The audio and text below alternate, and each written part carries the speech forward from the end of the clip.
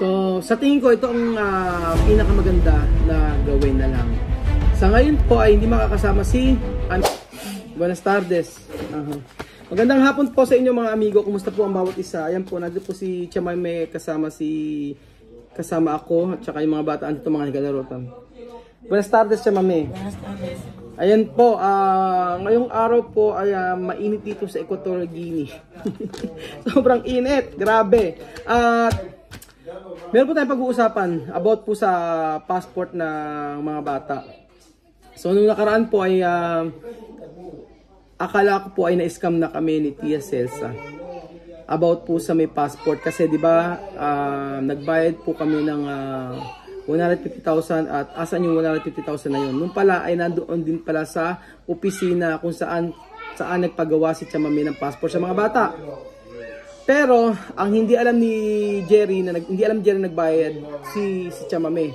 So ngayon, ayun, ang hindi alam ni Jerry ay nagbayad kami at ang sabing ganun ni Chamami ay nagbayad na ako, sabing ganun. So nung una, naguguluhan si Jerry kung bakit ganun, bakit na nagbayad si Chamami, nagbayad tapos nasaan, gano'n, naguguluhan. Kaya iba yung pag-usap ko kay Jerry, iba yung pag-usap ni Chamami. No? Tapos, ang daming mga requirements, na ayos naman lahat, okay naman, na ipasa na ni Chamami doon. And then, ang sabi nga ni Chamami sa akin, as after 1 week or 2 weeks, makukuha ni passport. No? Pero, bumalik ako kay Chamami dito, kasi ang sabi niya ay makukuha na at tinatanong ko, umabot na ng 2 weeks mga amigo, wala pa din, di ba? So, yun na nakakainis yung paasa na parang wag nang maniwala kung lalabas pa yung passport or hindi. Ganon. Basta kung hayaan na lang kung lalabas. Kung lumabas, edi thank you. Kung hindi, edi mag-antay. Ganon na lang. Tapos, nag-usap kami ni Jerry ng masinsinan mga amigo. At meron siyang inilabas sa akin na sa loobin about sa pagpunta namin sa Pilipinas. Kina Chamami. No? Chamami, no? Yo hablando con Jerry, no? Para esto de pasaporte. No? Sí. So, nag-usap kami ni Jerry about po sa passport mga amigo. Mila Sophie, ni Misma, at saka ni Alima. Tapos, nagbigay siya sa akin ng sentimiento about po sa kanyang mga kapatid na bakit sila lang ang pupunta ng Pilipinas. Bakit sila Misma lang, bakit sila Sophie. Bakit si Alima, Sophie, at saka si Misma lang pupunta ng Pilipinas. Paano naman yung iba niyang kapatid? So, sabi ko kay Jerry, kasi sa ngayon, gusto ko munang malaman ng mga bata nila Misma, nila Sophie, tsaka nila Alima, ni Chamami, tsaka si Chamami na kung ano ba talaga ang magiging buhay doon sa Pilipinas kapag pumunta. And then sabi ko, inano ko din yung aking kalooban, kung ano yung aking at that time nakausap ko si Jerry. Ang sabi ko, Jerry, kasi mas maganda na i-try na muna ng mga kapatid mo na iba, sabi niya sa akin. Pero sabi niya, may mga kapatid pa akong iba, sabi niya, papaano si Bibian at Amir, sabi niya ganun. So, sabi ko, sa ngayon kako, sila lang muna yung priority, sabi ko ganoon kay Jerry. Pero, ayun, naunawaan naman ni Jerry. Pero, habang tumatagal, basta nung nakausap ko siya, nag-isip ako, naisip ko, paano paano si Amir at si Bibian? No, Chamami, no? Jerry ha dicho, como ba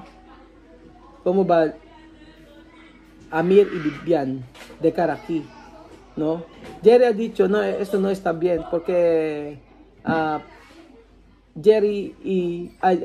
Amir y Bibian de cara aquí. Yun, sabi nga ni Jerry, bakit daw iiwan ni Chamami si Bibian Amir dito, bata pa din daw.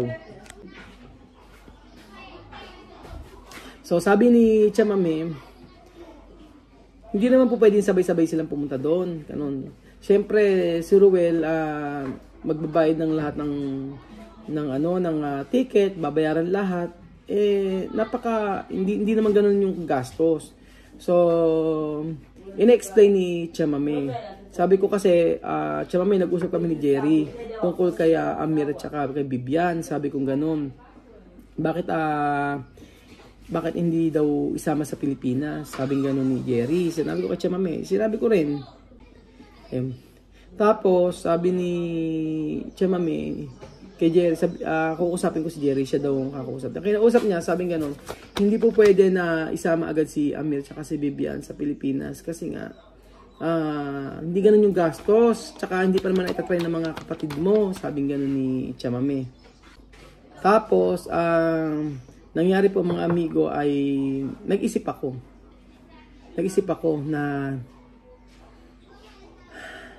at ipinaliwanag ko na lang kay Chamame na ganito. Chamame, may point si Jerry, sabi ko na paano si Bibian tsaka si Amir dito, Amir cuántos años? 12, 13? 11, no? Amir 11, Bibian 14? 14. 11 si Amir, 14 si Bibian.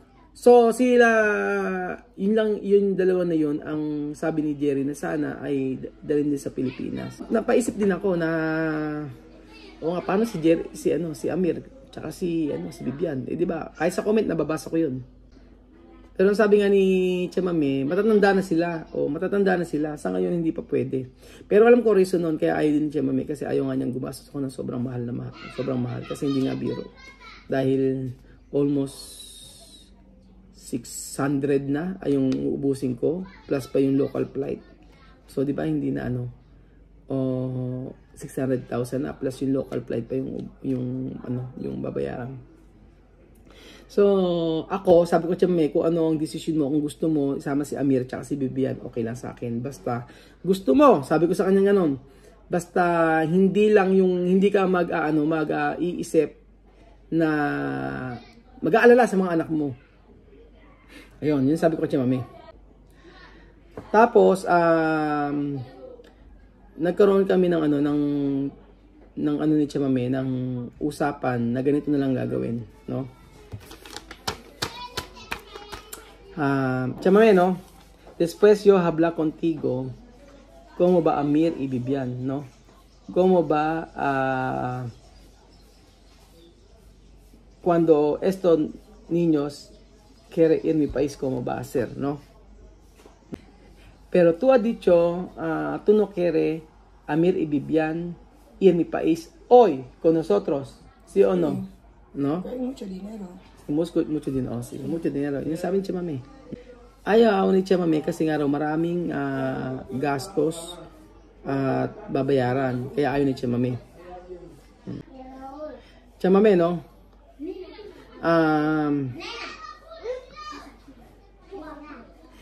Decisión contigo y yo y Jerry, ¿no?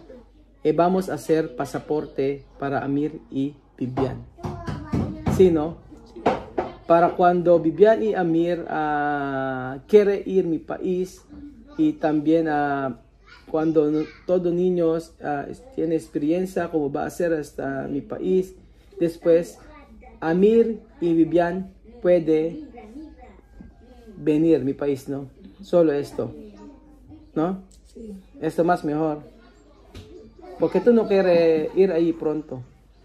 Sí, no pronto. Yo no voy a volver pronto porque Sí. si yo voy ahora, un mes venir, un mes vete, un No, mes yo vete, preguntar, dinero. Chamame, de Amir y Bibian. Tu decisión ahora no. Ahora no, porque ahora vamos a llevar carga. 3 niños que voy a llevar es dinero. Es gasto, por eso ellos que esperen un poco. Yun, sabi ni Chamame, sa ngayon hindi raw ayaw ni Chamame kasi nga gastos sobrang mahal na. Pero ang maganda po ito po mga amigo. So sa tingin ko ito ang pinakamaganda na gawin na lang.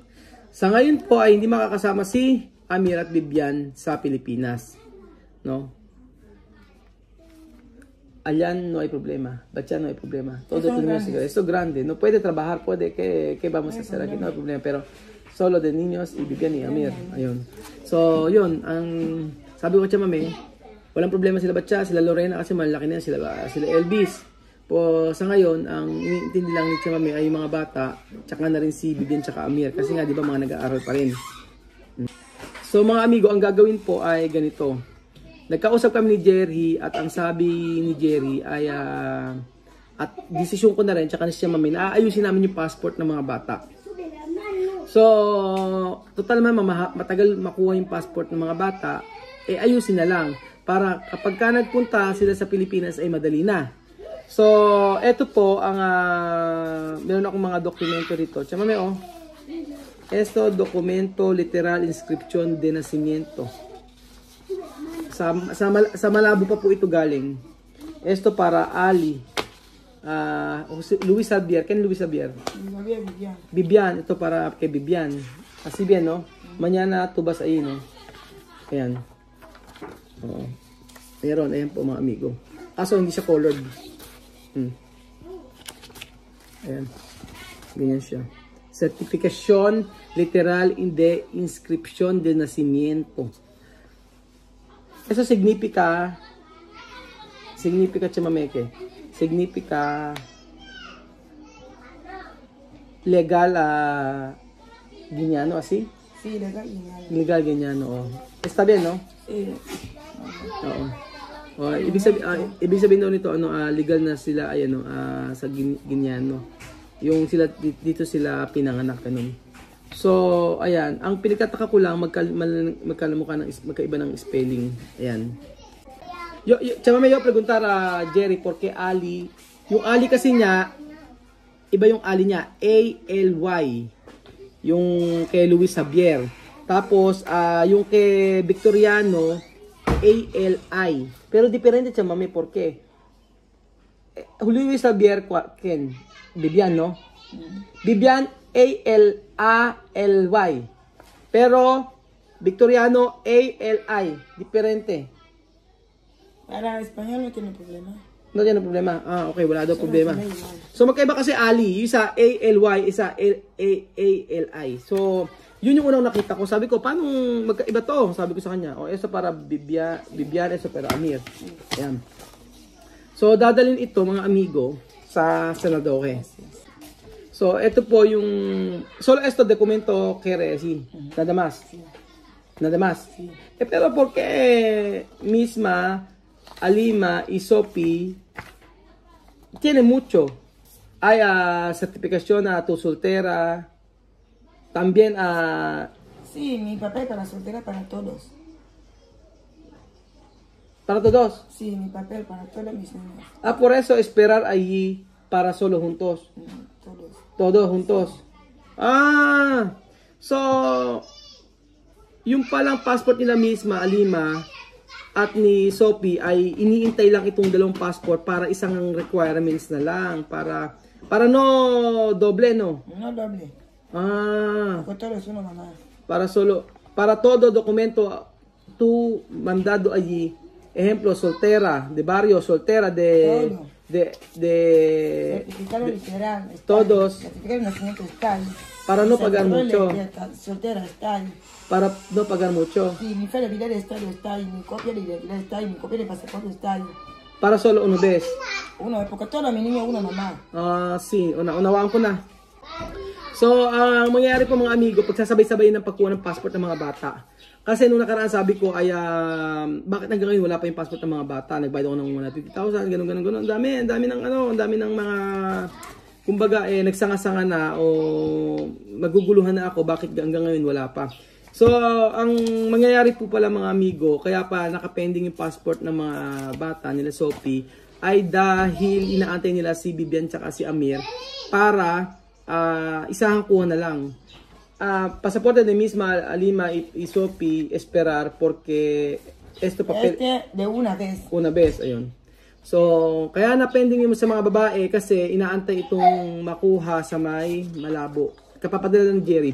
Actually, nauna yung kay Bibian, tumunod yung kay Amir. Kahapon, dumating yung kay Bibian, tapos yung kay Amir ngayon lang. Kaya pumunta na kay Chamame rito para idali na sa kuha ng passport para isang kuhanan na lang. Ganun po. Después, Chamame, esto, pasaporte, esto documento mandar ahí para juntos, ¿no? Después, Sacar a la vez. un vez. ¿Dónde va a sacar? ¿Aquí o Malabo? Mañana cuando... Malabo. Malabo todo. Sí, huella de ellos. Aquí. Pero misma Alima, Sophie, no hacer esto, ¿cómo se llama? Misma Huella. Sofía Lima ya tiene huella. ¿Tiene? Sí, mañana solo... Escucha. Sophie, Alima y misma, terminar ahí. Terminar. ¿Ayo di? ¿Dónde son adobe? ¿Ayo di ahí? Sí. Sophie, ¿tú ayudas sa sinadoge? Mañana voy a llevarle para ¿Cuándo? solamente sacar. Sophie, ay, Raúl no escucha. no, escucha, tú has dicho Sophie hacer huella antes. Ahora huella de Vivian. No está. Ajá. Yamil. No Ajá. está. Ajá. ¿Tú recuerdas otro día? Yo te he dicho que yo quiero ayudarme para hacer todas las fotos. Sí, pero Sophie ha ido ahí. De Sofi, de Misma, de Alima. Hacer así, y está. Mañana, Jerry dice que mañana que yo les haga más así. ¿Quién? Jerry, ¿Quién va a hacer? ellos. ¿Más? Ujú. ¿Por qué? Porque mañana él tiene que mandar todo ese huella una vez. ¿Repetir? Sí. Pero huella de antes está y si dice que no poner más, no hay problema. Ah. Pero mañana mandar más. Sí, pero mañana voy a llevar. Pero antes, Sophie, tú hay video para ahí. Mañana voy a llevarles más. Pero antes, Sophie, así. Mañana voy a llevarles más para que pueda entrar en VIS. Ah. Ellos quieren ahora hacer VIS, después Amir y Vivian, pero más Amir y Vivian. Cuando yo les voy a llevar, ellos entran, ordenador va a decir, no puede. Quiero preguntar antes, ¿tú llevar antes misma? ¿Por qué tú no debes saber esto? Tú no hablar conmigo. Porque cuando voy a explicar tú aquí con Magali, Magali trae papel todo. Pero todo el papel está, solamente dar papel de pago. Como no hay ahora este papel que quiera mandar. ¿Por qué tú no avisarme a Sophie a terminar de huella? Porque yo te he dicho otro día aquí que yo voy a llevar a Sophie para hacer foto y hacer huella. Solo esa y esa. Ya está. Ano sabi na pala sa akin, ako lang pala mali. Sabi niya mami, nakapagka-fingerprint na pala sila Sophie misma at saka si Alima. So tapos na pala. And then sabi niya gano'n, ba't di mo sa akin hindi mo ko inabisuhan na tapos na pala? Sabi niya, sabi na raw niya sa akin yun, hindi ko doon naintindihan siguro. O gano'n. So, bukas, dadalhin ni Chamame sila Sophie, si Alima, at saka si Misma, at saka si Vivian, at saka si Amir doon sa kuha ng passport para mag-fingerprint. Pero, Chamame, ¿cuánto dinero más pagar para esto? Ya está. ¿Tú has dicho para pagar más? No, para pagar más ya está, porque yo ahí tengo 175. 150 para papel, para pasaporte, todo. ¿Todo cuánto? Yo ya dado ahí 175. Ah, Mañana cuando voy a llevar, si ellos dicen que pagar más para a mí, ya tú vas a ver. sí. Si ellos dicen que menos, ellos me van a dar la diferencia.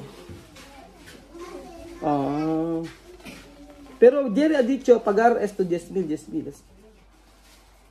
Jerry ha dicho que yo pague 10,000 y el Jerry no sabía que ahí hay 150.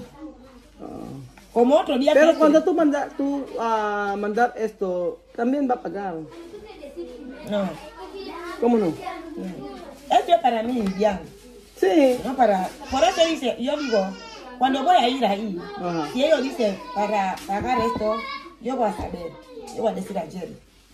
Si ellos dicen para pagar, me van a decir cuánto. Pero ahí yo ya he pagado 175.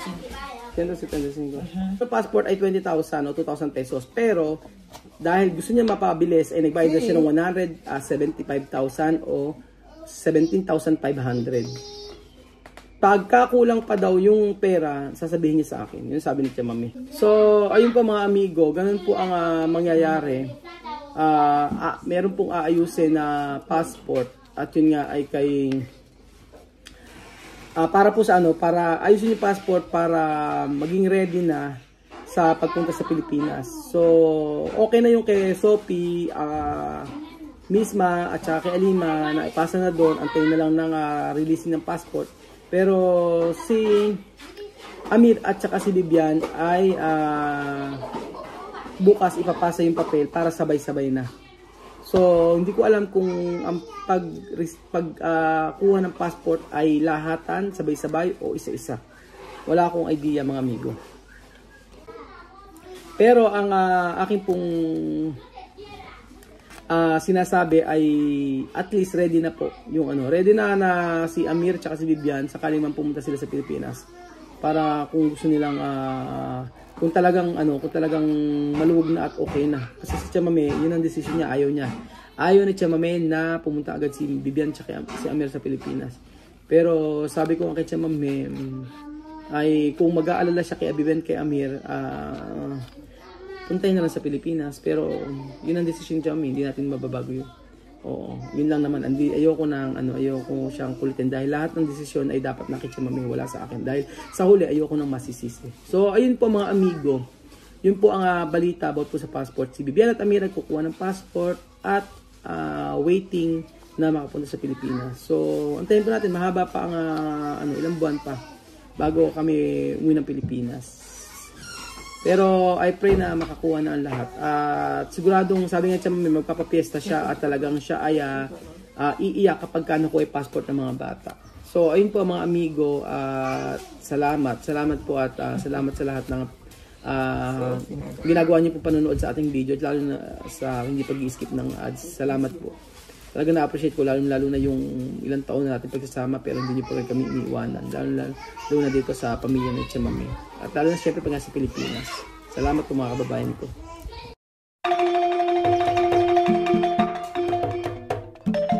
Na-appreciate ko yung paano sila nagdadasal.